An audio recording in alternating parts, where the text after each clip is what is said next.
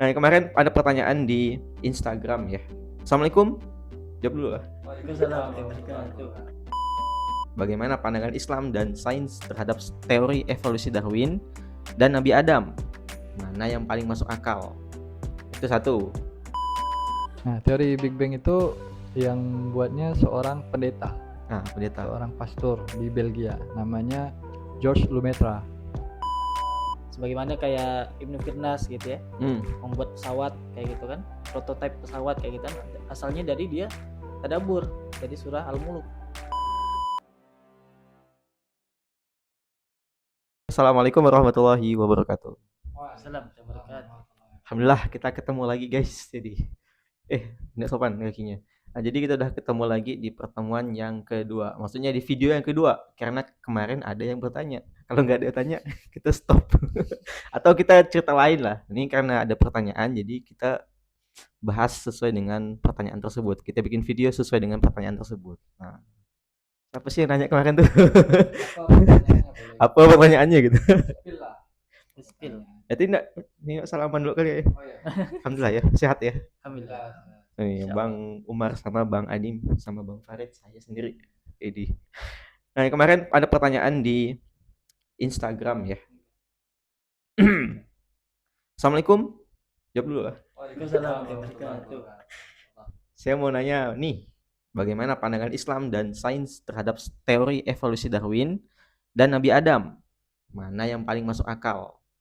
Itu satu. Dan juga Big Bang. Big Bang. Nah, Big Bang, apakah itu juga awal alam semesta dan bagaimana awal alam semesta dalam pandangan Islam?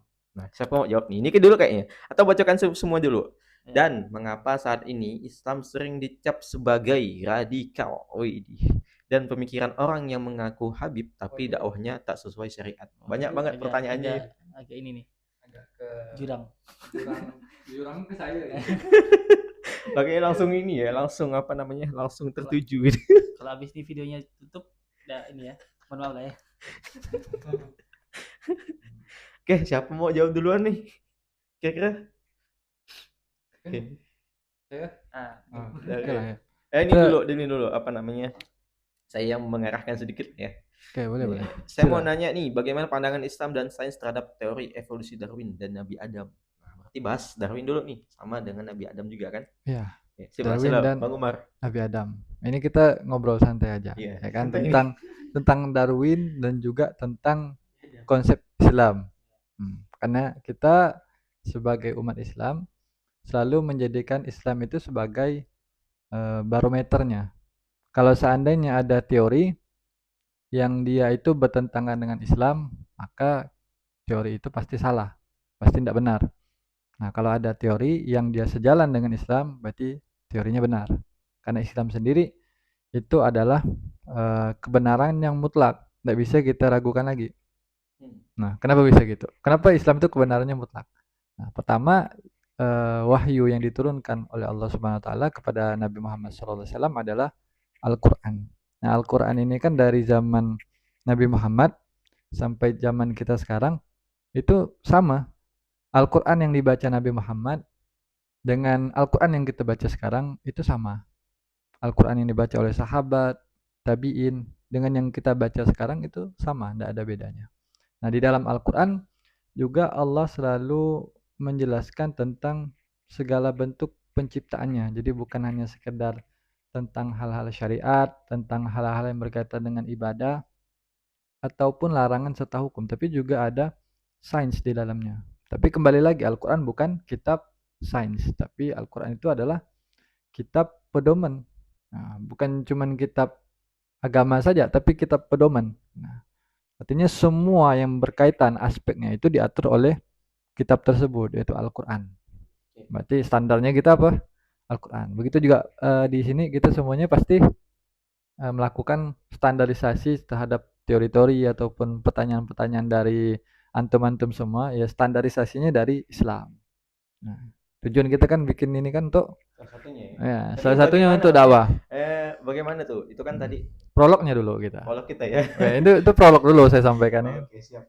Nah, tentang teori evolusi. Nah, dari awal manusia itu mulai berkembang peradabannya, timbul pertanyaan asal mulanya dari mana? Karena kita tahu ada yang sampai mendapatkan risalahnya, ada yang enggak gitu. Kalaupun ada yang sampai tapi enggak turun sampai cucu-cucunya, keturunannya. Maka kita ngelihat berbagai perbedaan dari segi agama, bahasa. Nah, karena persebaran manusia dan juga peradabannya kan beda-beda. Akhirnya sebelum munculnya teori tentang Darwin ya, tentang teori evolusi, nah, ada juga teori yang lebih dahulu terkenal gitu tentang awal mulanya manusia, awal mulanya kehidupan nih. Saya potong dikit. Saya tahunya teori Darwin tuh ini apa namanya? Bahwa manusia tuh dari monyet. Oh, dari monyet. Ada bahas nggak sih? Itu ada bahas dari monyet, ya kan? Dari dulu tuh diajarkan itu terus. Nah, itu kan berarti kan mengindikasi tentang asal manusia kan, dari mana? Manusia, bukan Nah, asal dari alam semesta ya. Ya, kita bahas tentang makhluk hidup. Asal makhluk hidup salah satunya adalah manusia. Karena manusia makhluk yang lebih kompleks ketimbang makhluk yang lain di bumi ini. Nah, kayak hewan ya kan, tidak bisa kita memberikan argumen hewan itu bisa ngalahkan manusia, itu tidak ada. Ataupun tumbuhan yang bisa berevolusi sampai bisa mengunggul manusia, tidak ada. Peradaban di bumi ini semuanya megang manusia. Artinya tidak ada makhluk yang lebih kompleks di bumi ini selain manusia. Maka yang diperhatikan itu bagaimana perkembangan manusia atau asal muasal manusia. Kenapa spesies yang lain tuh tidak kayak manusia gitu. Cuman kita aja yang diberikan kemampuan seperti ini. Nah, teori pertama itu malahan datangnya sebelum Masehi. Jauh banget ya? Jauh sebelum Masehi. Aristoteles. Aristoteles ngasih teori, nama teorinya yaitu teori abiogenesis. Oh, bukan dari Darwin itu? Bukan ya? Itu dari Aristoteles. Saya taunya abiogenesis itu dari Darwin. Bukan ya? Teori abiogenesis itu dari Aristoteles. Bahwasanya makhluk hidup itu berawal dari benda mati. Nah, ini bukan teori tentang penciptaan Tuhan. Nah, kalau kita nanti bahas pandangan secara Islamnya. Ini dari pandangan Aristoteles bahwasanya makhluk hidup itu berasal dari benda mati. Melalui pengamatan Aristoteles terhadap daging busuk, nanti timbul belatung. Nah, kemudian dari tumpukan sampah, kotoran, ada tikus gitu kan. Padahal tikusnya tidak ada muncul di mana-mana misalnya gitu kan. Nah, ataupun dari zaman dulu berarti udah ada tempat sampah, ada segala macam apa? Oh iya, ada lah kan? Dagingnya ada lah. Kan enggak mungkin sampah itu udah ada zaman manusia ada gitu kan. Iya. Kotoran kita kan juga sampah. Betul. Saya kira enggak ada sampah dulu bersih. Jadi munculnya makhluk hidup atau mikroorganisme dari benda mati tadi menjadi alasan kuat Aristoteles itu menyatakan teori abiogenesisnya. Dan teori itu bertahannya sangat lama sekali gitu. Abiogenesis. Berarti laki-laki. Maksudnya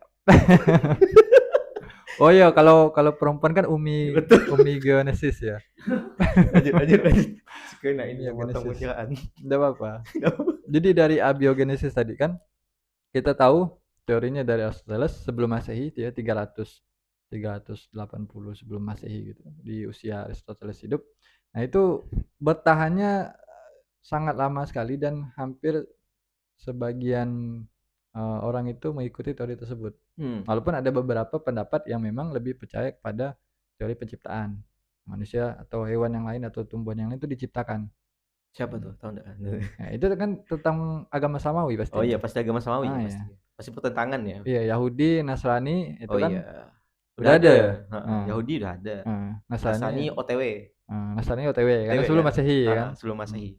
Sampai pun masuk Masehi pun Nasrani juga ada sebagian yang ikut tentang teorinya Aristoteles, ada juga yang lebih mengikuti agamanya penciptaan.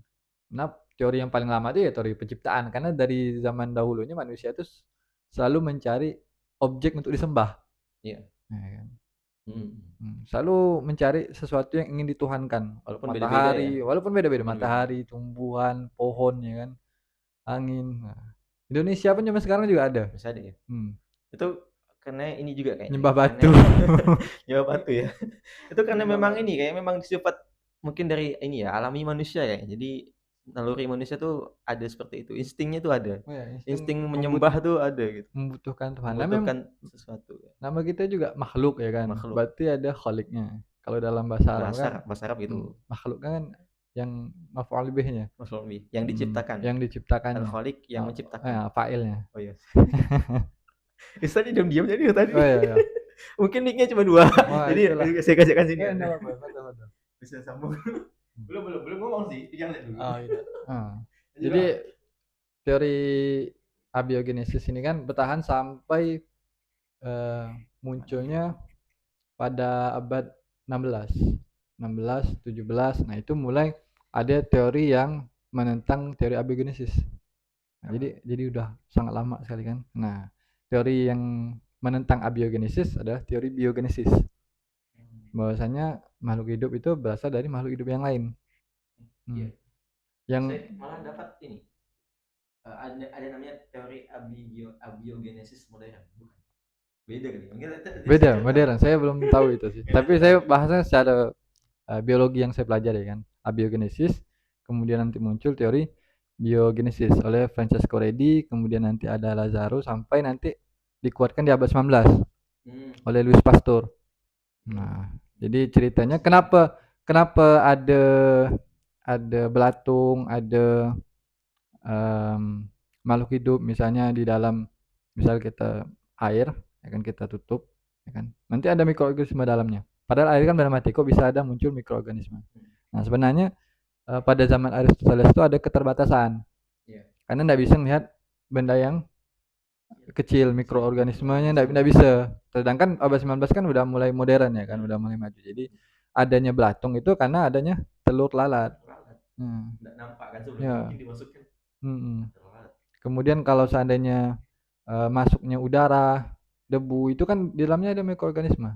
Nah, itu yang tidak didapat oleh Aristoteles. Keterbatasan alatnya juga pada sebelum Masehi malah kan. Nah, kalau yang ini kan udah abad 19 sudah maju. Tapi yang menjadi pegangan kita sekarang teori Darwin. Nah, kalau teori Darwin, sebenarnya Darwin sendiri kalau saya cari gitu kan pendapat-pendapatnya ataupun dari statement-statement dari media, Aristoteles masih Charles Darwin ini kan kebangsaan Inggris, orang Inggris. Jadi Charles Darwin sendiri tidak pernah bilang kalau manusia itu berasal dari monyet atau dari kera.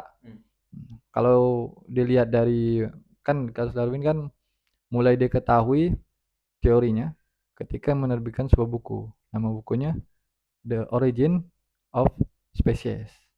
Nah, itu. The Origin of Species. Nah, itu teori Darwin ada di bukunya. Buku itu tersebar luas sampai banyak kalangan mulai yakin terhadap teorinya Darwin. Karena teori Darwin itu meliputi tentang evolusi. Evolusi nanti terdapat adanya seleksi alam juga. Karena ketika adanya evolusi itu sesuatu yang bukan berlangsung selama 1 atau 2, 3 tahun aja. Nah, bisa ribuan tahun gitu. Jadi enggak serta-merta langsung berubah gitu. Enggak langsung berubah. Nah, evolusi Darwin itu mengenai tentang berubahnya makhluk hidup.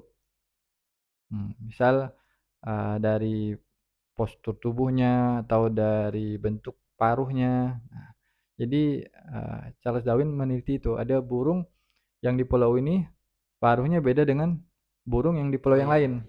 Tapi burungnya sama. Ya, saya dapat materi itu. Nah, sekolah. Ada. Tapi burungnya sama, jenis spesies burungnya sama, tapi paruhnya beda. Nah, kok bisa? Maka itu namanya evolusi, menyesuaikan dengan lingkungannya. Jadi ada proses adaptasinya di situ. Tapi tidak sebentar proses adaptasinya.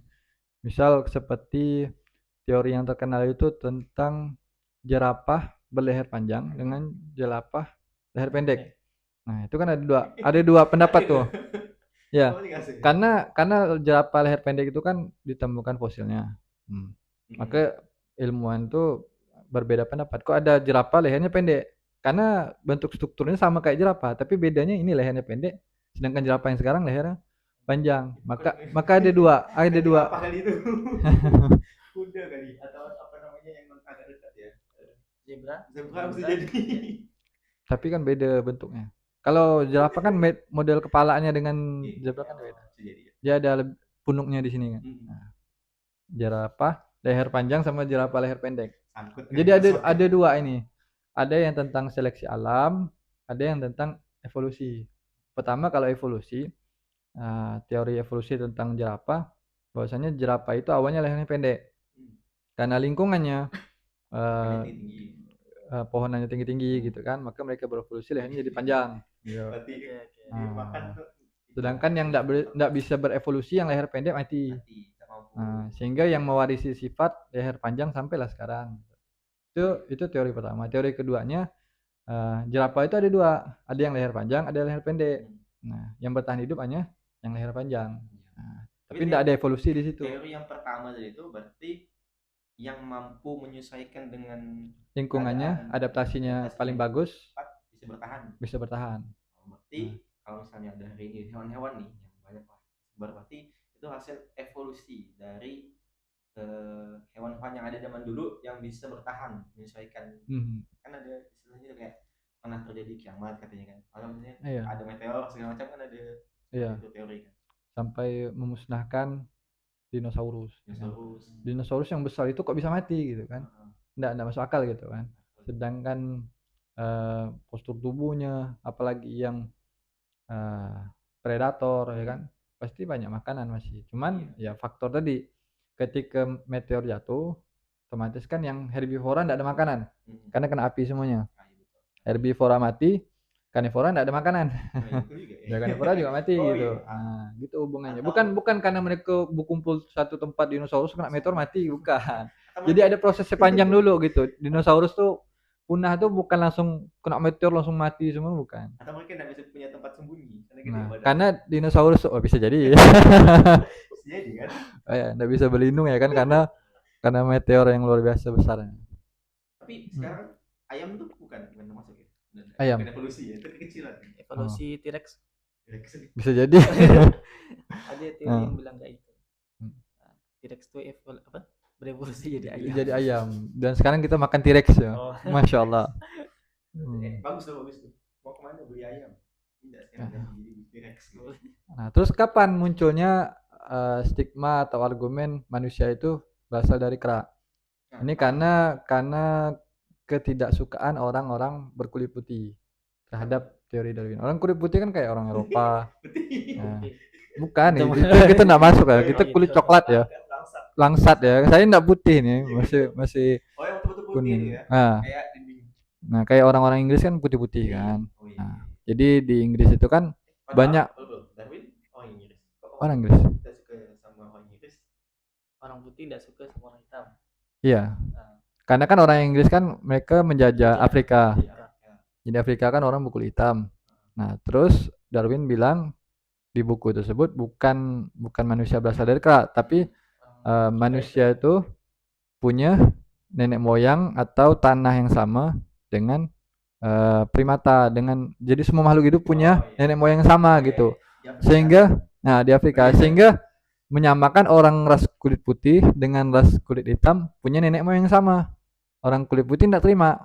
Nah, maka mereka ngolok-ngolok teori Darwin dengan mengubahnya dengan memberi statement manusia berasal dari kera. Bahkan muncul dalam beberapa sindiran, badannya badan kera, tapi mukanya muka Darwin. Jadi bukan dari monyet ya, nenek moyang yang sama. Dan belum jadi monyet nenek moyangnya. Jadi menurut Darwin itu makhluk hidup terutama manusia itu berasal dari nenek moyang yang sama. Yang sama gitu. Iya. Bukan dari keranya. Berarti yang statement dari kera ini muncul dari orang-orang kulit putih tidak suka dengan teori itu karena mereka mau dibedakan, beda kastanya. Bahasanya karena orang-orang yang menjajah kolonial itu kan mereka mau dianggap di atas itu.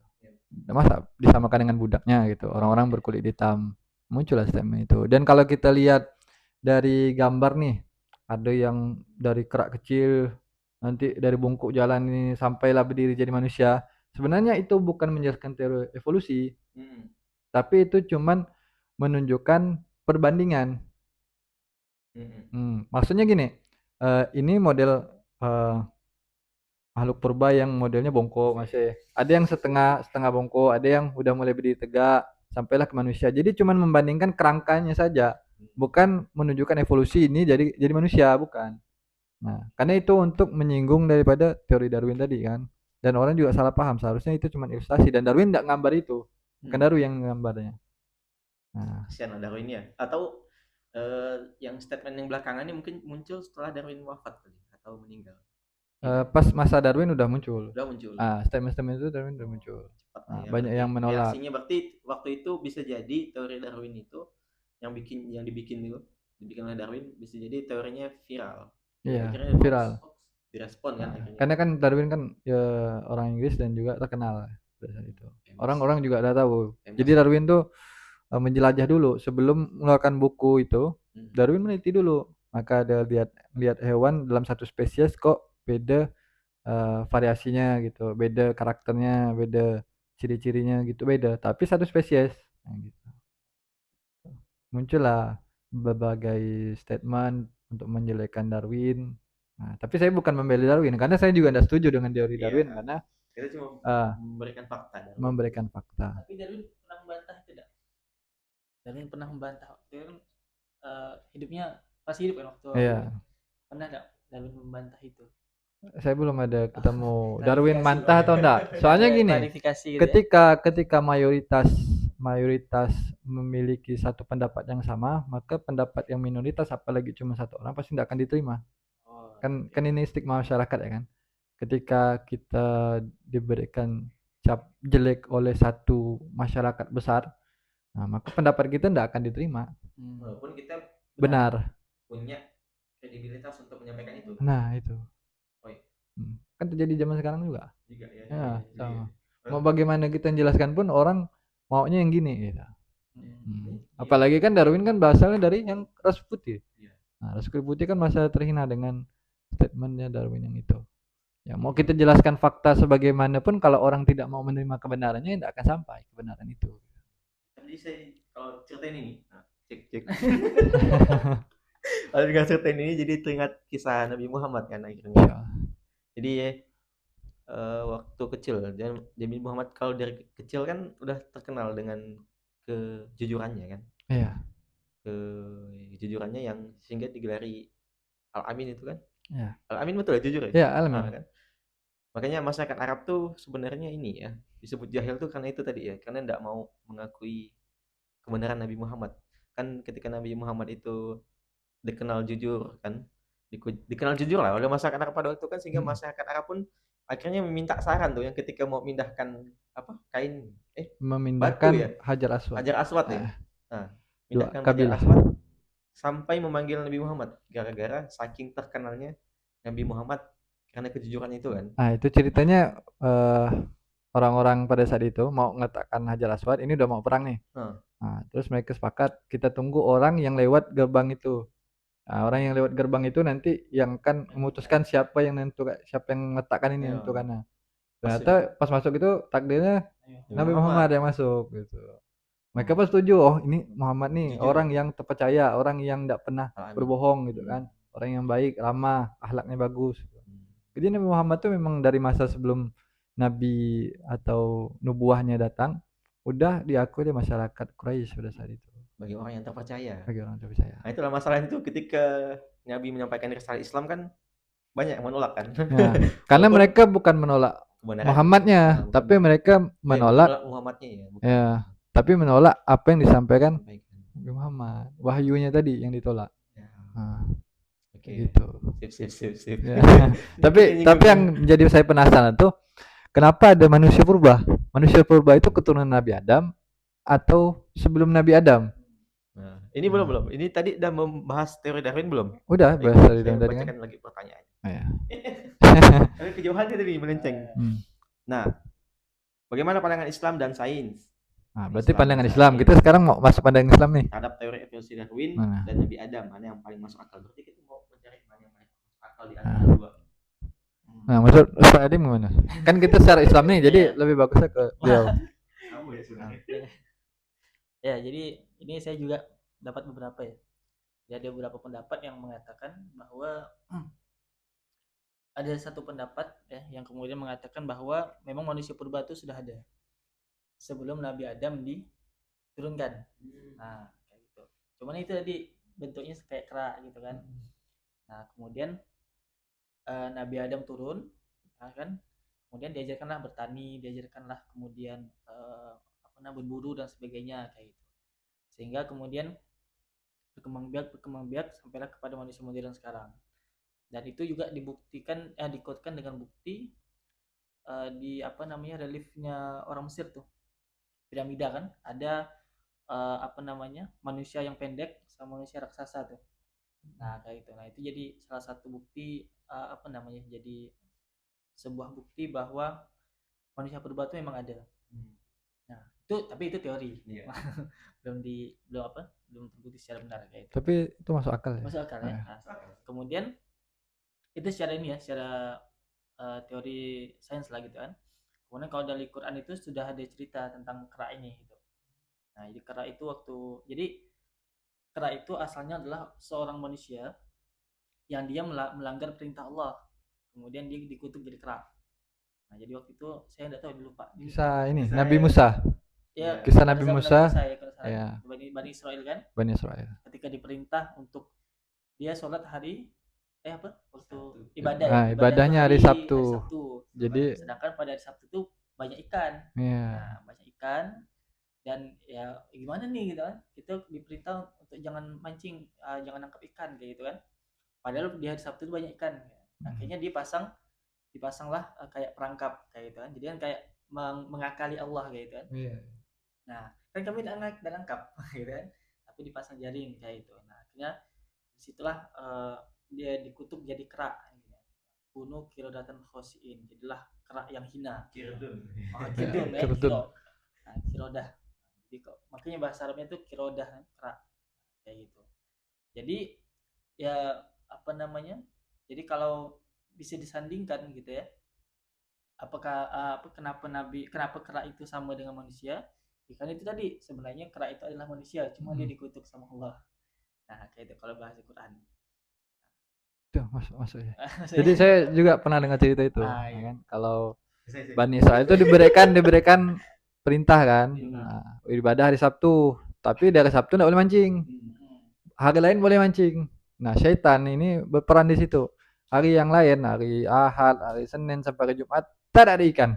Mereka mancing puluhan kali pun susah dapat ikannya. Tapi hari Sabtu ikannya belonggok, bahasa gitu kan. Banyak di sungainya itu. Ibaratkan kalau bawa tanggo, di tengah tanggo ikan itu dapat bahasanya. Karena saking banyaknya ikan pada hari Sabtu. Tapi ini Allah itu memberikan itu ujian gitu. Maka gitu juga sama zaman sekarang adanya ujian. Apakah kita sami'na wa ta'na atau malah kita ingkar tadi atau bermaksiat. Nah, kalau dalam catatan sejarah, kalau di kitab Bidayah wan Nihayah Imam Ibnu Katsir, ini kita bandingkan dengan usianya ya. Kalau di buku-buku ditemukan manusia purba itu usianya jutaan tahun yang lalu. 200 malahan yang dibilang adalah manusia modern, Homo sapiens, itu 200.000 tahun yang lalu. Atau kayak Meganthropus, ya kan? Pithecanthropus. Sampailah yang di Indonesia ya kan? Homo soloensis, Homo wajikensis Nah, itu semua usianya ya kurang lebih 200 tahun yang lalu, 200.000 tahun yang lalu ya, bukan 200 tahun ya. 200.000 tahun yang lalu. Nah, sedangkan perbandingan zaman Nabi Adam sampai zaman Nabi Isa gitu. Zaman Nabi Isa dalam kitab Imam Ibnu Katsir pendapat beliau itu berselang 6.000 tahun. Berarti kan misal 6.000 ditambah dengan yang sekarang 2025 berarti ya 8.000 sampai 9.000 tahun yang lalu. Sedangkan umur fosil mereka 200.000 tahun yang lalu. Nah, itu kan ketemu titiknya di situ. Bahwasanya mereka itu adalah manusia purba yang hidup sebelum Nabi Adam. Nah, sebelum Nabi Isa betul ya kan? Sebelum Isa, sebelum Nabi Adam. Berarti pas zaman Nabi Adam itu diturunkan, zaman Nabi Adam pula. Ya betul. Maksudnya pas Nabi Adam itu dihukum oleh Allah kan, diturunkan ke bumi, Berarti mereka udah ada di bumi gitu Nah, ya. mereka udah ada. Kalau menurut perbandingan teori itu. Nah, dan mereka juga lebih cocok nih dipanggil hominid, bukan Hominid. manusia. Hominid itu hewan yang hampir menyerupai manusia gitu. Tapi tidak seperti manusia. Karena kita tidak bisa menyatakan makhluk lain seperti manusia. Oh, itulah kayaknya yang disebutkan oleh Darwin itu leluhur bersama kayaknya. Nah, Hominid kalau salah sebutnya. oh ya. Hominid. Karena dalam Al-Qur'an pun Allah firmankan, laqad khalaqnal insana fi ahsani taqwim. Ahsan itu cuma satu-satunya yang sempurna. Berarti kan enggak ada yang makhluk yang dari kerak berubah jadi manusia gitu kan. Nah, sama kayak kita. Berarti kan bukan jadi ahsan lagi gitu. Enggak, ahsan itu kan cuma satu-satunya. Dan juga kita dikasih tahu kita asalnya dari Nabi Adam alaihissalam. Nabi Adam dari tanah. Ini udah hal yang umum diketahui oleh umat Islam. Artinya kita bukan berasal dari kerak. Kalaupun kita berpikir misalnya menyetujui manusia itu dari kerak. Sekarang kerak mana yang berevolusi jadi manusia? Ya, masih ada. Ya, kok masih jadi kerak gitu kan? Ngapa tidak jadi manusia gitu? Dan kalaupun kita bilang manusia purba itu adalah manusia yang sekarang, kenapa manusia purba itu ketika kita lihat film-filmnya mereka itu tidak punya akal gitu? Iya. Sedangkan Nabi Adam diturunkan sudah punya akal, bisa berkomunikasi. Nah, tidak mungkin Nabi Adam sampai ke keturunannya tidak bisa komunikasi kan? Tidak mungkin. Karena setiap orang tua pasti dididik sesuai dengan orang tua sebelumnya sampailah Nabi Adam. Manusia purba komunikasi aja tidak bisa. Ya kan? Kalau kita lihat di film, mereka api aja takut. Nah, sedangkan Nabi Adam bahkan udah zaman Nabi Idris ya mereka udah biasa memasak, ya kan? Menjahit. Nah, zaman Nabi Idris. Kan zaman Nabi Idris dengan zaman Nabi Adam kan tidak jauh. Nah, mungkin manusia purba punya kemampuan kayak gitu kalau kita lihat film-film. Nah, itu cuma apa spekulasi atau argumen. Ya, banyak. Nah, karena tidak ada bukti yang benar-benar valid gitu tentang hal itu. Tentang manusia purba.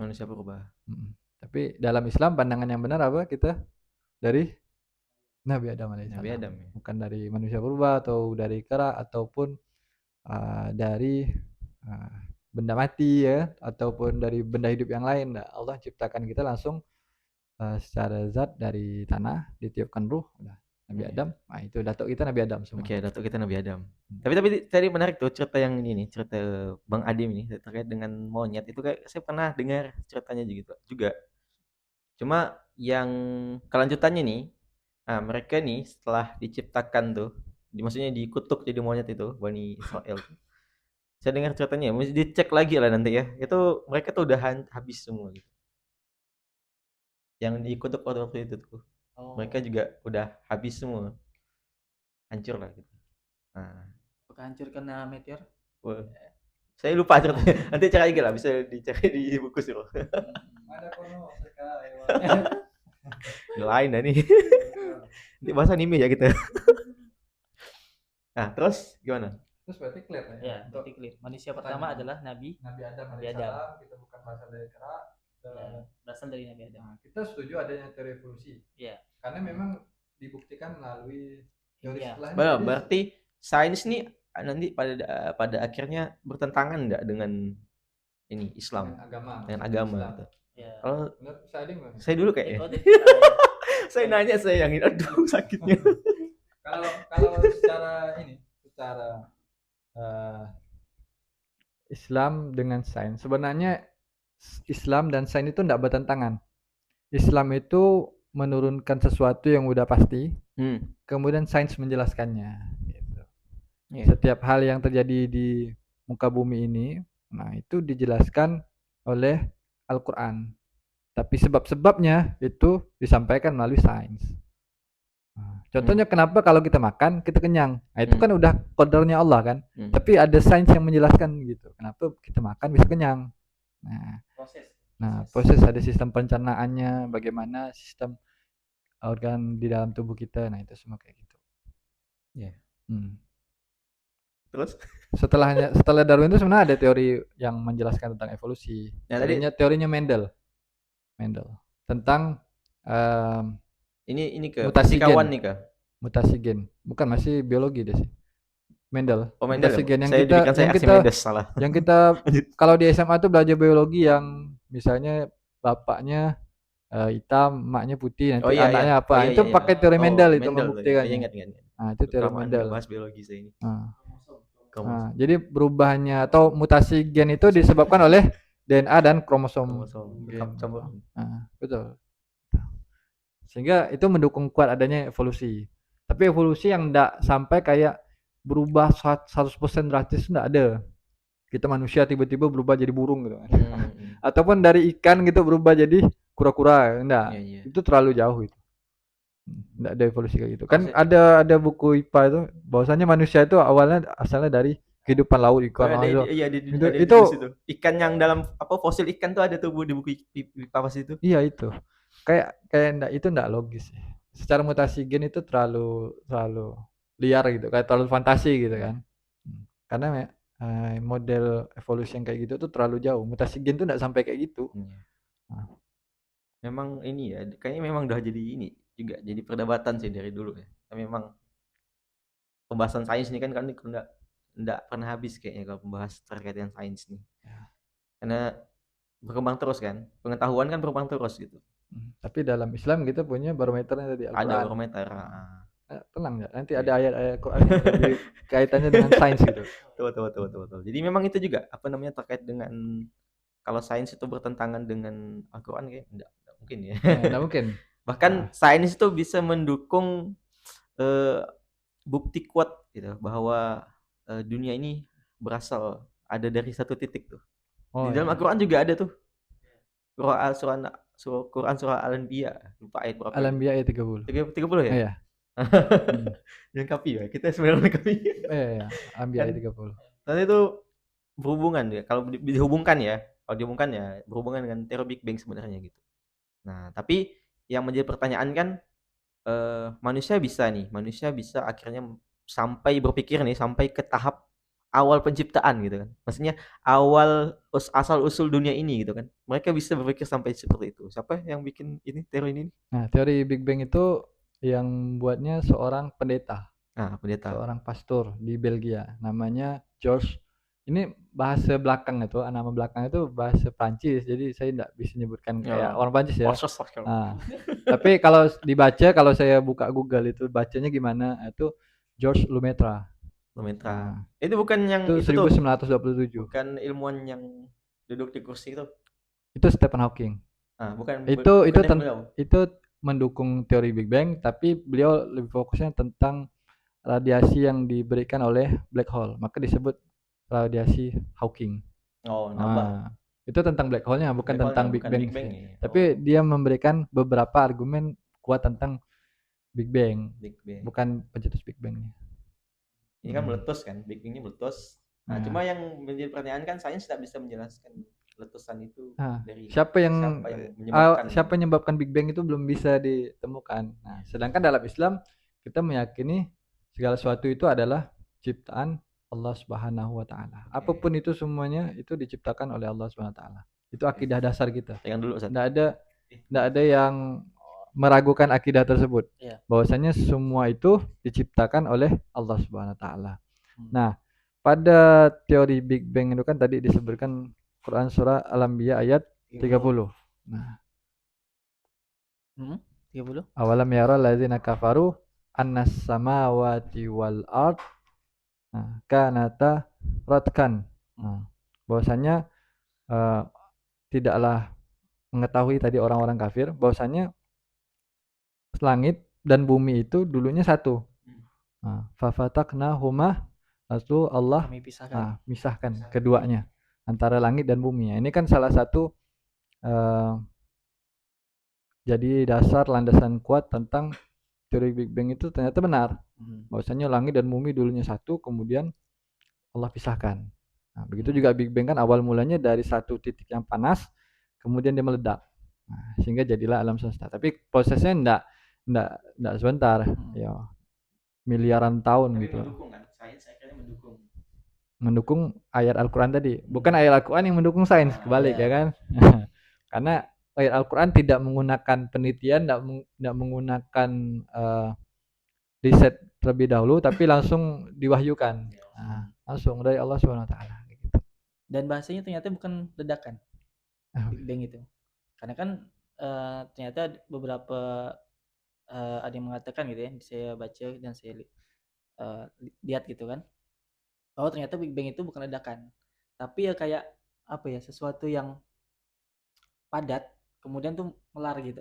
Oh ya, Jadi melar. sesuatu yang Makanya Allah, padat kemudian melebar. makanya di Al-Quran Allah tidak bilang ledakan, kami pisahkan. Iya, misalkan. Nah, bukan Kayak ledakan, kayak mengembang dia ya. kayak mengembang. Kayak apa Dan yang bisa dicontohkan hari ini? kayak apa ya? Apa ya? Gimana sih? Jadi Enggak kayak balon kecil dikasih udara ngembang dia. Nah, gitu ya. tapi tidak hancur. Enggak lah. Enggak. Sekarang hancur enggak? Enggak kan? Dan itu terbukti ya sekarang. Tapi sekarang, anggapan umumnya kan orang bilang ledakan. ya, sekarang galaksi itu justru makin menjauh dia dari titik awal pergerakannya gitu. Berarti bukan Big Bang itu artinya meletus gitu ya, meledak. Kemudian dari ledakan-ledakan itu akhirnya membentuk macam-macam lah tuh. Hingga akhirnya surya lah segala macam sehingga akhirnya bumi hari ini. Itu bukan. Benar itu. Ya, bukan. Kan beliau nyampaikan masalah ledakan atau bukan kan? Bukan. Ya, ada yang bilang kayak gitu. Dia mengembang. Nah, begitu juga sekarang yang menjadi teori-teori mendukung Big Bang adalah alam semesta itu saling menjauh tadi kata Ustaz Bang Adib nih. Nah, galaksi-galaksi itu saling menjauh. Sebenarnya kita berada di kondisi semuanya bergerak, tidak ada yang tetap. Bumi bergerak, bulan bergerak, matahari pun bergerak. Nah, itu yang kita awalnya memang manusia yang terbelakang dulu mikirnya ada teori geosentris. Bumi itu pusat tata surya. Matahari ngelilingi bumi, bulan ngelilingi bumi. Karena kita cuma bisa ngelihat gerak semua matahari, bukan gerak aslinya gimana. Barulah muncul teori heliosentris. Bahwasanya matahari pusat tata surya. Nah, tapi sebenarnya ada lagi yang lebih kompleks apa? Bahwasanya kita tidak akan tahu pusat alam semesta ini apa. Karena bulan mengelilingi bumi, bumi mengelilingi matahari, matahari mengelilingi galaksi, galaksi saling menjauh. Terus pusatnya apa gitu? Dan jumlah galaksi itu bukan cuma satu atau dua, tapi miliaran galaksi. Dalam satu galaksi ada triliunan bintang, dan satu bintang itu matahari menghadirkan berapa planet. Jadi timbullah argumen yang bahwasanya ada kehidupan lain selain di bumi gitu kan, adanya alien, karena multiverse beda lagi itu. Multiverse itu kita beda dimensi kan? Ada universe yang lain gitu. Misalnya bukan planet yang lain. Kalau planet lain kan masih dalam satu universe yang sama. Dimensi yang berbeda. Contohnya ada Umar yang di sini ada sama Umar yang tempat lain gitu kan. Itu kan multiverse yang kayak Marvel lah ya kan. Itu kan multiverse-nya gitu. Spider-Man ada yang Spider-Man yang lain, Spider-Man kayak gitu. Kalau konsep masih satu universe, artinya satu luar angkasa yang sama gitu. Multiverse. Mantap. Jadi dari sini nih, dari pembahasan ini saya itu akhirnya kan bahwa otak manusia yang diberikan oleh Allah nih ternyata potensinya ini banget luar biasa banget gitu.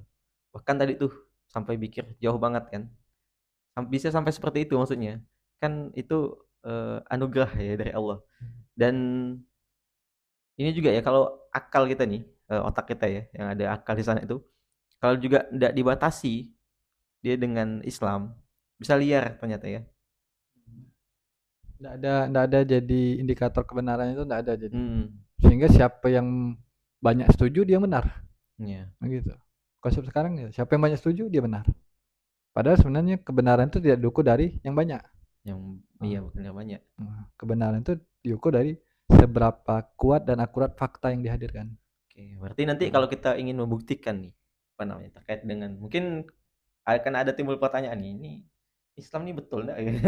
Kita akan ada pertanyaan seperti itu harusnya kan. Kalau mau betul-betul mempertanyakan sesuatu gitu. Bahkan kita harus menanyakan dulu nih keyakinan kita. Yakin aja betul gitu. Tadi sains ya, kita kembali lagi ini kayaknya udah lama banget kita ngomong. 45 menit. Enggak terasa weh. Ya. Terasa bahwa satu pertanyaan kayaknya belum selesai dijawab semua nih. Ya, pas kan 1 jam lah ya Big Bang. Big Bang belum selesai Mas ini Big Bang. Saya cek dulu ya. Mati enggak? Oke. Maklumlah ini kita syutingnya nggak ada pembantu. Bukan pembantu, kekurangan ini orang. Oke, jadi pertama tadi kayaknya udah ya. Bagaimana pandangan Islam dan sains terhadap teori evolusi Darwin? Udah kan? Udah, kita udah jawab tadi. Sebelum gimana ininya? Kesimpulannya sedikit. Ya, manusia pertama dari Ya, manusia Nabi Adam pertama ya. itu Nabi Adam alaihissalam. Yang paling Kita masuk akal berasal ya. dari Nabi Adam, bukan dari manusia purba. Manusia purba dengan Nabi Adam itu beda. Hmm. Nah, Ya, yang paling masuk akal memang Nabi Adam ya, kan. Dan bukan dari monyet. ya, bukan dari monyet ya. atau dari kera. Nah, Iya. kita manusia yang dari awal berakal, datuk-datuk kita sampai ke Nabi Adam berakal semua gitu. Iya. Nggak ada yang kera. Kalau kera pun ya kayak tadi yang Bang Adim sampaikan, itu beda versi gitu, beda orangnya gitu. Ya, kera Bukan selamanya kera datuk-datuk kita. Iya, kera pun selamanya kera ya. Iya, sama ini Maksudnya juga kera. kalau kita dalam ini kan, dalam belajar itu kan biasanya harusnya kalau kita berasal dari kera, ya bisa jadi kita ngajari kera hari ini ngomong, beberapa tahun ke depan mereka bisa ngomong gitu. Harusnya kan, kalau dia bisa berevolusi lidahnya nih. Ya, paling dekat ya simpanse lah. Simpanse Simpanse. sekarang siapa yang bisa menjelaskan tentang hal kayak gitu? Nggak ada. Simpanse bisa. cuma bisa melakukan hal-hal yang rutinitas saja. Mereka nggak bisa berpikir atau Eh, inovasi itu nggak ada. rutinitas hewani Oh iya. yang udah menjadi naluri mereka kan. Nggak bisa kan, memang kita mau diajari sekuat mungkin lah gitu. Paling mereka cuma bisa mengerjakan apa ya, gerakan-gerakan, kita ajarkan kebiasaan, ataupun ya cuma inilah, apa namanya, kalau kita diajarkan, kita suruh mereka pakai sepeda, mungkin bisa. Ya. Ajarkan seperti itu bisa lah. Karena mereka juga ada otak juga kan, sedikit. Nah, tapi kan mereka belum ada kayaknya hari ini simpanse yang bisa ngomong gitu. Iya, enggak ada. Argumen pun enggak ada. Nah, Karena apalagi tanda mau argumen, iya, mengucapkan huruf A, ba, maksudnya A, B, C aja belum enggak bisa ada. ya. Karena standar mereka bisa sama dengan manusia ketika mereka bisa berargumen atau berpendapat. Iya kan, Kayak gitu. gitu ya. Nah. Berarti kalau ada manusia yang diberikan pertanyaan nggak bisa berargumen, berarti nggak ya, lanjut. Manusia tetap ya. Bukan nggak bisa berargumen. Nah, beda ya. Oh, beda ya. Nah, dia bisa berargumen. Saya nggak tahu itu argumen juga kan. Iya. Berarti saya nggak tahu juga argumen. Coba tanya Simpanse. Nah, mungkin dia bilang saya tidak tahu katanya kan. Saya tidak tahu juga argumen. Argumen, iya. Argumen bukan harus bisa jawab terus ya. Iya. Bahkan diam pun argumen. Ataupun pelongok pun. Tapi diam pun enggak. Ya, diamnya diam betul-betul lah ya. Lanjut. Oke, berarti apa? Yang ketiga. Big Bang udah belum? Big Bang belum selesai Big Bang kita. Fix kayaknya. Nah, Apa jadi? kan kita mau buktikan Big Bang. Ini awal alam semesta. Awal alam semesta ya Big Bang awal alam semesta. Secara teori tadi, sains, secara ayat Al-Quran juga ada. Nah, dari itu cuman ada teori sebelumnya sebenarnya. Ada pernyataan bahwasanya alam semesta itu sifatnya statis. Artinya tetap dari dulu gini sampai sekarang gini gitu. Banyak pendapat Bang. Nah, jadi sebelum Big Bang itu ada pendapat yang lain. Artinya enggak ada mulanya gitu. Memang alam semesta udah kayak gini sampai seterusnya kayak gitu. Jadi steady state. Alam semesta itu dalam keadaan tetap. Tapi dibantah ternyata alam semesta itu meluas. Sampai ayat Quran pun juga ada kalau di dalam Quran surah Az-Zariyat ayat 47 itu jelaskan. Wa inna lamusyi'un. Maksudnya Allah itu meluaskannya. Artinya alam semesta yang berupa langit tadi diluaskan oleh Allah dan terbukti ternyata alam semesta itu sepanjang waktu itu makin meluas, mengembang ya. Ya tadi itu ya. Yang meledak. So, banyak teori yang mendukung Big Bang dan sekarang jadi kesepakatan ilmuwan bahwasanya Big Bang memang yang paling masuk akal gitu. Kita belum bisa meyakinkan kebenaran karena kebenaran itu bisa dijadikan hal yang kalau dalam ada istilah itu ainul yakin gitu kan.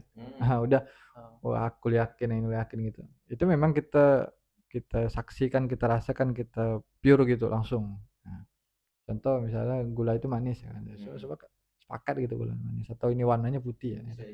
Itu udah enggak dilakukan lagi. Tapi kalau ini kan hanya berdasarkan beberapa fakta-fakta kemudian diberikan sebuah teori tadi. Dan tapi ini teori yang paling akurat.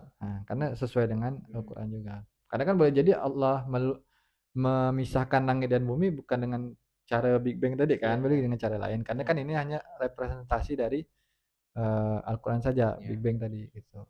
Bukan menjadikan itu yang tafsir sebenarnya enggak juga. Karena ulama kita enggak ada menafsirkan itu Big Bang juga ya. Cuman hanya cocok logi aja. Belum ada. Buka aja kitab tafsir kan ada enggak yang jelaskan di situ. Ini Big Bang ya gitu. Ada Big Bang gitu. Cari sih. Jadi sih. Big Bang. Tuh, Big Bang. Kalau udah bahas tentang alam semesta yang luas tuh masuk ke teori fisika modern. Jadi fisika itu kan ada fisika klasik, ada fisika modern. Fisika klasik itu kan dicetus oleh Newton. Newton kan bahkan orang terpengaruh, berpengaruh maksudnya bukan terpengaruh. Berpengaruh nomor 2 nah, sepanjang sejarah. Nomor 1 kan Nabi Muhammad. Nomor 2-nya bukan Nabi Isa, tapi si Isaac Newton. Isaac Walaupun Newton. buku itu sebenarnya juga masih ini sih, Kontroversi kan? kontroversi. Iya. Tapi apa? Iya, ada apa? Kita kan cuman Iya. maksud kan ngambil buku itu ya. Buku Michael Hart. 100 muslim. Ah. Pengaruh. Muslim atau orang? 100 orang ya. Nah, Salah. Isaac Newton ya kan. Nah, itu teori fisika klasik. Kemudian fisika modern dimulai pada saat Einstein. Einstein munculkan teori relativitas umum. Oh. Sama Max Planck tentang teori kuantum. Jadi teorinya Isaac Newton cuman bisa menjelaskan kegiatan sehari-hari kita, hal yang terjadi di bumi. Tapi hal yang kecil sekali ya seukuran atomik ya. Bukan lagi ukuran atom, atomik lagi dalam inti atom gitu. Kemudian secara besar ya kosmologi atau alam semesta. Nah, jadi tidak bisa dijelaskan oleh teorinya Newton, maka pakai teorinya dua orang tadi nih. Einstein itu teori relativitasnya, kemudian Max Planck teori kuantum. Bahas tentang yang kecil pakai teorinya Max Planck. Kalau yang kosmologi, yang alam semesta termasuk black hole tadi itu pakai teorinya relativitas Einstein. Nah, maka nanti muncul gravitasi Newton sama gravitasi Einstein. Gravitasi itu penting. Kalau tidak ada gravitasi itu ya semua yang benda-benda langit di dunia ini pasti akan amburadul karena tidak ada gravitasi. Nah, bisa tobrakan ledak mati. Yang menyanggah itu gravitasi. Kalau secara sains gitu kan sebabnya. Tapi kita yakini yang mengatur gravitasi itu ya Allah SWT. Kayak gitu. Sains itu sampai segitunya. Ya, cuman menyebabkan. Tapi tidak menjadikan fakta dari mana datangnya gravitasi itu. Kenapa alih gravitasi itu bisa jadi ada? Itu tidak bisa dijelaskan oleh sains. Ini ya. Berarti kan dari perbincangan yang kita tadi ini ya. Bisa jadi hingga akhirnya membuat orang Islam tuh akhirnya tidak mau berinovasi. Maksudnya karena ya udahlah sains tuh tidak bisa membuktikan adanya Tuhan dan segala macam itu. Hingga akhirnya orang Islam akhirnya malas gitu. Itu kan hal yang mubazir kan. Maksudnya paham gak sih? Paham. Paham gak sih? Soalnya diam-diam. Ya, kan yang mendengarkan. Oh iya kan? Oh siap. Adab ya. Nah, jadi dari mungkin akan ada apa ya di kemudian hari mungkin ya ketika orang melihat ketika umat lain ya ketika ilmuwan-ilmuwan non muslim ilmuwan-ilmuwan yang barat ya itu ya membuat teori-teori yang beraneka macam gitu kan mantap lah gitu kan kemudian Islam datang kemudian Islam itu seperti kayak ini ya kayak mematahkan teori ya padahal bukan ya maksudnya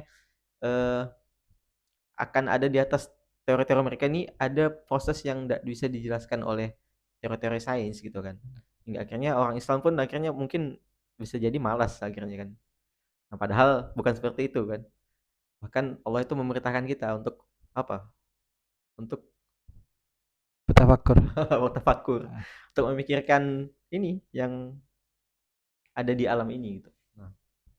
Bukan hanya sekadar mengetahui saja tapi juga memahami kan?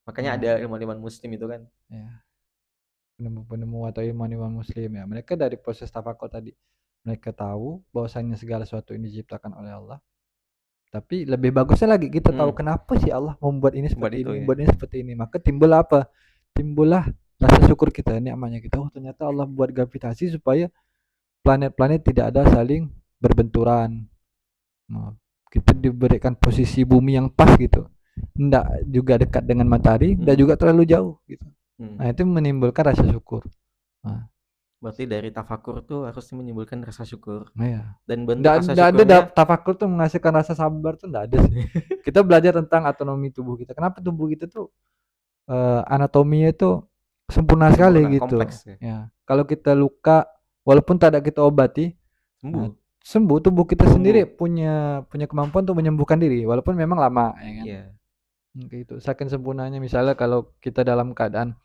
panas otomatis keluar keringat. Untuk apa? Untuk menormalkan suhu tubuh kita biar tidak terlalu panas. Iya. Begitu juga kalau terlalu dingin maka keluar urin. Nah, supaya suhu tubuh kita tidak terlalu dingin kan, menormalkan. Jadi kayak semuanya itu kalau kita tafakur kan menghadirkan rasa syukur, dan tafakur itu datang dengan kita mencari sebab-sebabnya Belajar. melalui sains tadi. Belajar. Ya. Oh iya, berarti Maka mantap nih hari ini nih. Sains itu menghadirkan rasa syukur seharusnya, Iya. bukan malah arogan atau Iya, sombong. betul. Yang simpel ya tadi tuh, yang kayak tubuh itu luka Mm-mm. segala macam. Itu ya harus menyebabkan kita tuh harusnya bersyukur gitu. Kalau kita memahaminya gitu kan. Makanya apalagi kita membahas terkait dengan ini nih, alam semesta nih. Ya, sesuatu Harusnya yang lebih membuat kita besar tuh lagi. lebih bersyukur lagi, atau apa ya, lebih merasa bahwa diri kita ini kecil gitu, tidak ada apa-apanya gitu kan. Luar sana tuh besar banget, gede banget gitu kan. Dan kita juga dari situ harusnya mengakui bahwa itu tadi, kita bersyukurnya gimana? Kita ini kecil ya, Ya, bukan siapa-siapa lah gitu. Mungkin di kecil, antara kecil sekali. Bumi itu kecil sekali, semua benda angkasa itu paling kecil malahan. bumi ya. Lebih kecil sekali. Bahkan ibaratkan kita tuh hanya buminya ya, sebutir pasir aja. Butir pasir. Nah, sebutir pasir. Bumi. Bukan manusianya tuh, Bukan buminya manusia, baru. manusia ya. Dari semua yang ada nih ya gitu, seperti butir pasir aja bumi itu. Di antara galaksi-galaksi yang lain. Dan yang menjadi syukurnya kenapa semuanya bergerak tapi tidak ada yang nabrak bumi gitu. Benturan gitu ada. Nah, tidak ada yang nabrak bumi. Walaupun memang ada kemungkinan misalnya planet-planet itu bergerak, ya ada gravitasi, memang mereka bergerak ya kan, sesuai orbitnya. Matahari juga bergerak. Tapi kenapa tidak ada yang ibaratnya tuh pasti ada ketemu titik tabraknya ya kan. Kalau tidak ada nyenggol dikit gimana ya gitu. Tapi walaupun nanti ditakdirkan akan bertabrakan kapan? Ya, Hari kiamat. Nah gitu. Ya, mungkin mereka ini ya tidak musuhan. Mau silaturahmi. Soalnya kalau musuhan kan nanti kita bergoyang di bumi. Tak tenang ya. Nah, salah satu yang seru kalau kita belajar sains, ternyata peristiwa-peristiwa mukjizat itu bisa dinalar melalui sains. Contohnya peristiwa Nabi SAW Isra Mi'raj. Itu saya membahasnya berdasarkan kosmologi ya, berdasarkan alam semesta, di mana proses Nabi dari Mekah ke Masjidil Aqsa ya kan, sampailah nanti ke langit ketujuh malah lewat ya kan. Sedangkan manusia sekarang jangankan mau langit kedua, langit ke satu ya belum tahu sampai di mana gitu. Nah, ternyata kalau dijelaskan secara proses sains sekarang itu jadi masuk akal ya. Melalui teori relativitas Einstein. Bahwasanya semakin cepat suatu benda bergerak itu, nah maka melambat waktunya. Dia dua faktor, kecepatan dan juga gravitasi tadi. Nah, semakin berat gravitasi ya, nah, maka terjadi dilatasi, pelambatan waktu. Nah, dilatasi waktu, adanya waktu itu bisa melambat, bisa dipercepat. Artinya waktu itu sesuatu yang tidak sifatnya konstan atau tetap. Nah, karena kita tidak tahu ukuran waktu itu kayak gimana, kita tidak tahu. Nah, tidak ada istilahnya ada jam di dunia ini, tidak ada sebenarnya. Hanya kita menghitung secara manual gitu. Nah, tidak ada ukuran yang benar-benar menyatakan waktu gitu. Nah, dari cepatnya suatu benda bergerak, maka waktu akan melambat. Ini masuk akal ketika kecepatan buruk itu saja melebihi kecepatan cahaya ya. Maka yang sekitarnya menjadi melambat. Maka Nabi bisa melakukannya hanya dalam satu malam. Kalau kita nonton film Marvel itu masuk akal sih. Nah, karena ada proses dilatasi waktu. Atau film Interstellar, nah itu connect-nya di situ. Flash. Tapi itu bukan disebabkan karena kecepatan sih, tapi mereka lebih ke gravitasi. Nah, terjadi pelambatan waktu karena gravitasi tadi. Nah, adanya dilatasi waktu. Tuh, jadi itu masuk akal. Kalau buruk aja kecepatannya melebihi cahaya. Sedangkan kita tahunya sekarang kecepatan yang paling tinggi itu adalah kecepatan cahaya. Gitu kan? 3 kali 10 pangkat 8 meter per second. Iya. Nah, paling cepat. Itu paling cepatnya di. Kan paling cepat, ada lagi cepat lagi itu. Gitu. Ada lebih cepat lagi daripada itu. Nah, kalau digambarkan, ini kan 3 kali 10 pangkat 8. Nah, kalau pangkat 8 berarti dia sekitar 300.000 kilometer per detik. 300.000 kilometer per detik kecepatan cahaya. Jadi kalau keliling bumi bisa 7 kali kali. 7 kali, iya. Cepat banget tuh. Nyampe Iya. sedetik. Jadi kalau dari Mekah ke Masjidil Aqsa Palestina ya masuk akal, Nabi nggak nyampe 1 detik pun bisa gitu Iya, kan. bisa. Nah, Kalau burak hitung kan kecepatan lebih buruk cepat kan. daripada cahaya. Apalagi sampai ke yang itu. Jadi Tapi masuk kalau akal. di itu mungkin santai kali Nabi di bumi. Maksudnya kalau dari Masjidil Haram ke Masjidil Aqsa mungkin santai karena ada yang melihat kan yang pas di perjalanan tuh Nah, karena yang waktu yang sekitarnya jadi melambat. lambat. Ada Gini yang Nabi melihat, bergerak cepat, yang lain jadi lambat. Nah, kalau nonton film The Flash gimana? oh iya. Kan yang lain lambat jadi kan, jadi ngeliat peristiwa-peristiwanya gitu. Oh iya iya iya. Karena dia bergeraknya cepat, jadi yang lain tuh jadi melambat. Itu termasuk bukti dari teorinya Mukjizat, ya. relativitas umum dan bisa dijelaskan mukjizat tadi. Termasuk api yang panas jadi dingin itu juga bisa dijelaskan secara sains. Sudah ada teknologi. Nah, sudah ada teknologinya. Memang Apa tuh? saya belum balahan bos. Saya juga ada itu.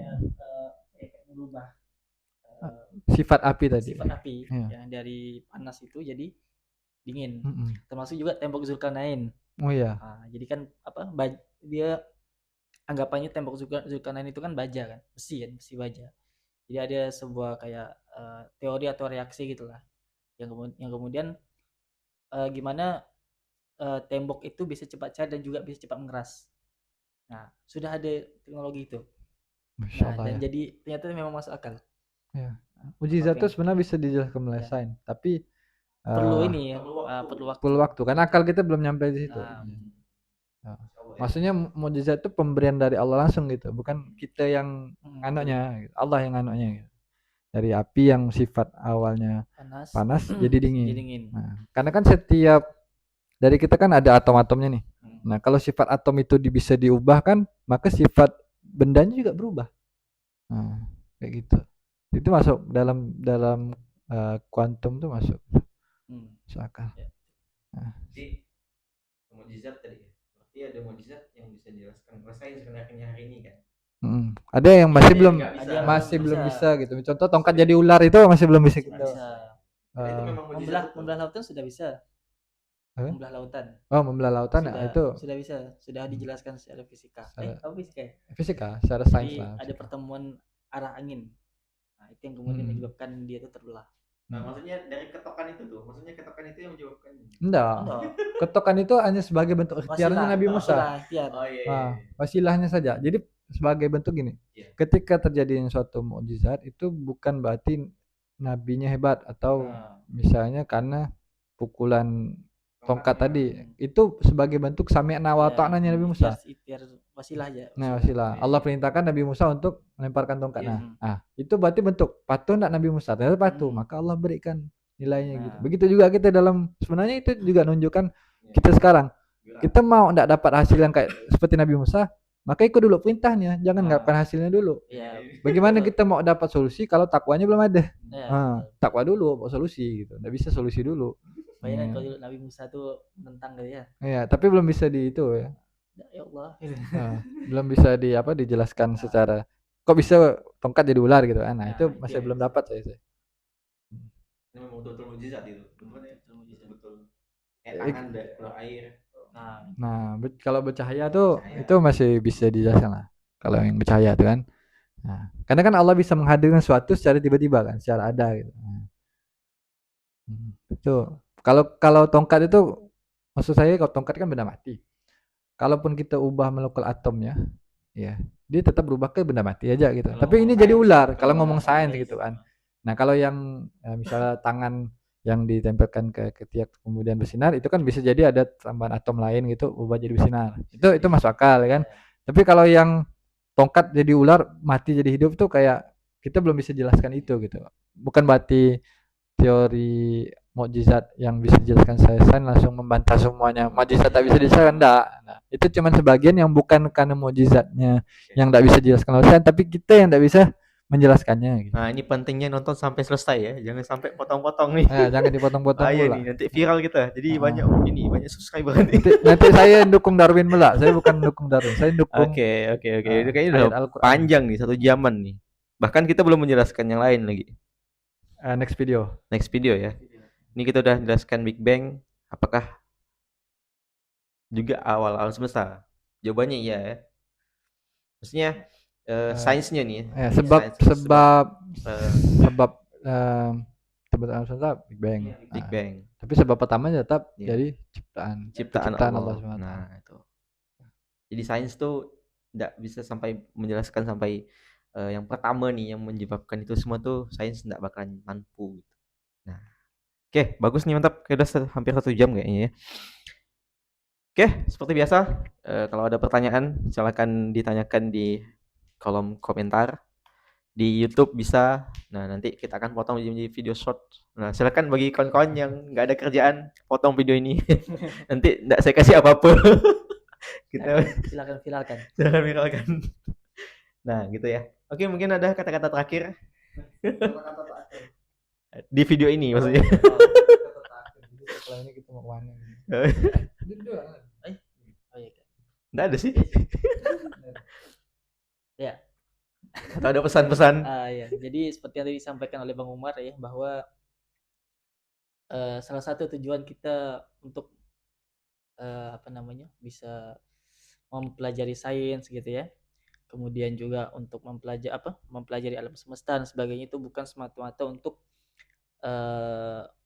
menentang ataupun untuk kemudian mencari kebenaran selain dari Islam kayak itu, tapi itu harusnya sebagai memperkuat keimanan, memperkuat rasa syukur ya, sebagaimana disampaikan ya oleh Allah Subhanahu wa taala di Quran surah Al Imran itu, inna fi khalqis samawati wal ardi wa ikhtilafil laili wan nahar la ayatil liulil albab. Salah satu ciri orang yang berpikir itu adalah dia yang kemudian memikirkan ya tentang penciptaan langit dan bumi dan pergantian siang dan malam. Nah, kayak itu.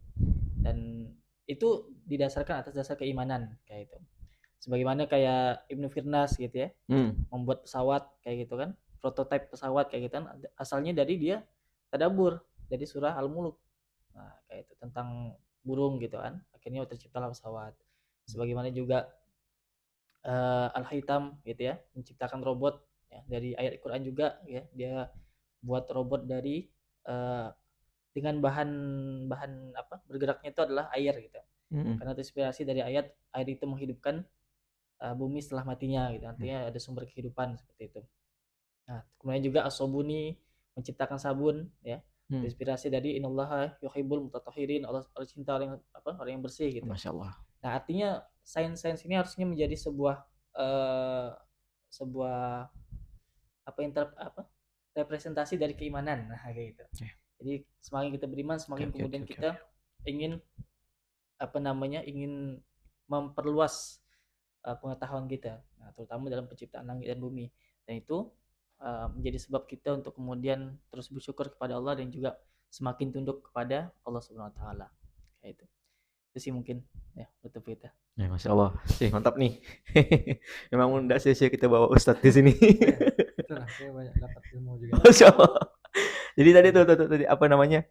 Dulu ilmuwan ya, maksudnya orang-orang Islam ketika mereka membaca Al-Qur'an, kemudian memahaminya, akhirnya tercipta banyak karya gitu. Kalau saya lihat ya. Nah, di hari ini tuh kayaknya ini ya, kita baca aja nggak mau gitu. Baca aja kayaknya berat gitu. Jadi harus dimulai nih dari sekarang, kita harus mulai membaca Iqra ya. Nah, kita diperintahkan untuk Iqra itu tadi bukan cuma untuk membaca sebenarnya gitu kan. Bahkan sampai tahap ini memahami gitu, tadaburi. Nah, mengamalkan dan segala macam banyak yang harus kita lakukan terhadap dengan Al-Qur'an ini. Karena Al-Qur'an tuh bukan buku bacaan. Karena dia wahyu, karena dia adalah kitab suci, dia pedoman gitu. Dia harus diterapkan. Nah, Masya Allah. Salah. Dalam hal yang terjadi di dunia ini semuanya menjadi tolak ukur kebenarannya, barometer kebenarannya, yang menjadi dasar bahwasanya sesuatu itu benar atau tidak, dasarnya adalah Al-Quran. Al-Quran itu yang sifatnya mutlak, tidak boleh ada yang bertentangan dengan Al-Quran. Ketika sesuatu itu bertentangan dengan Al-Quran, pasti hal tersebut salah, pasti hal tersebut keliru. Ketika dia sejalan dengan Al-Quran, ketika dia tidak bertentangan dengan Al-Quran, maka hal tersebut adalah hal yang benar dan diakui sesuai dengan bukti bahwasanya Al-Quran sendiri adalah firman Allah Subhanahu wa taala, dan kita semua muslim yang menjadi dasar kita bukan akal kita, Yang menjadi dasar kita bukan pendapat kita, yang menjadi dasar kita bukan suara terbanyak ya. Suara terbanyak, suara Tuhan itu tidak ada. Ketika orang banyak setuju terhadap sesuatu bukan berarti setujunya orang ramai itu menjadi benarnya suatu perkara Anda. Tapi yang menjadi benarnya dasarnya kita adalah Al-Quran yang Allah turunkan untuk kita semua ya, bukan cuma untuk muslim. Sebenarnya Al-Quran itu juga untuk seluruh manusia. Siapa yang mengambil Al-Quran sebagai pelajaran, maka dia udah mengambil bagian yang besar di situ. Tapi siapa yang meninggalkan Al-Quran, sungguh dia benar-benar dalam keadaan rugi. Yaitu di dunia maupun di akhiratnya terrugi. Masya Allah nih, jalan hidup tuh ada di Al-Quran semua. Mau cari apapun jalan hidupnya ada di Al-Quran. Contohnya siapa? Contohnya dari Nabi Muhammad SAW.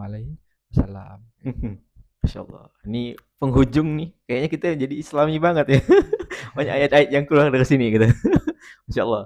Ini penutupnya kayaknya udah ini ya, udah mencakup pesan-pesan termasuk juga ya kepada kita semua yang mengaku Islam. Jadi ini penontonnya kayaknya akan banyak nih. Jadi ya, silakan kalau ada pertanyaan tentang hal-hal mistis juga boleh, tentang hal-hal konspirasi juga boleh. Kita lebih sukanya sesuatu yang random ya, yang banyak memberikan pendapat-pendapat ya kan. Iya, argumen-argumen yang kita awalnya enggak tahu tiba-tiba tahu gitu. Iya, mantap. Kalau hal yang udah fakta itu biasa. Tapi yang pendapat-pendapat mistis, konspirasi, apalagi berbau hal-hal yang mitologi itu seru sih. Mitologi boleh? Iya. Saya tidak tahu jawabnya. Oke. Mungkin cukup ya pertemuan sore kita hari ini. Sore, kita di sini sore guys. Jadi sore hari ini kita udah selesai bikin video yang kedua. Dan silakan ya, apa yang udah diucapkan oleh Bang Umar kita, silakan dilaksanakan. Maksudnya di apa tadi? Diamalkan. Ya, untuk teman-teman yang di Jepang mungkin ya kan? Ada ya. Kalau di sini kan sore Jepang mungkin apa? Udah malam. Iya. Bisa jadi kan? Mereka kan lebih dahulu. Kalau yang arah timur kan lebih dahulu. Malam masuk akal juga. Intinya cepat mereka. Lebih dahulu ya. Oke, terima kasih guys. Selamat beraktivitas dan salam olahraga. Apa sih? Nggak jelas emang.